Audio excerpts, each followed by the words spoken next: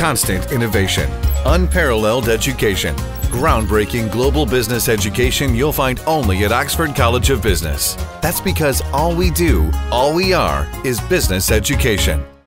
Dr. Nalaka Godahewa and retired Rear Admiral Sarath Weerasekara spoke at the 36th Human Rights Regular Session. Despite the fact that the UN Charter does not authorize intervention in matters that are essentially within the domestic jurisdiction of any state, the High Commissioner has been repeatedly making references to the need for constitutional reforms and for special tribunals to investigate alleged war crimes in Sri Lanka. His keenness to propose investigations against the Sri Lankan armed forces must extend not only to the dead and gone LTT leadership, but also to those who financed and supported their terrorist activities in the past.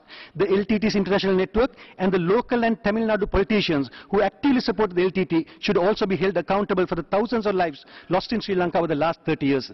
They have blood in their hands and they should not be allowed to act as champions of human rights now.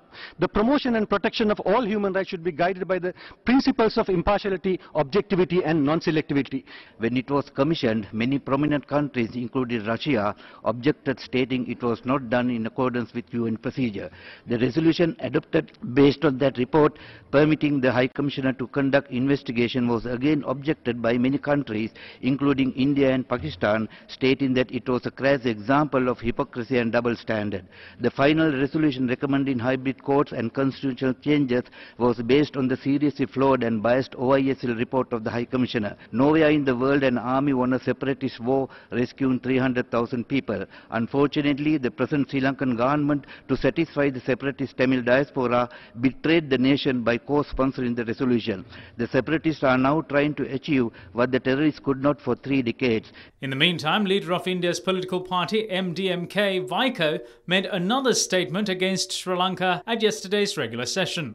Arrest of fishermen, detention in Sri Lanka prisons has become the Indian government is not at all concerned about this. In Sri Lanka, due to the genocidal brutal attacks of the armed forces, more than 100,000 Elam Tamils came to Tamil Nadu in India as refugees.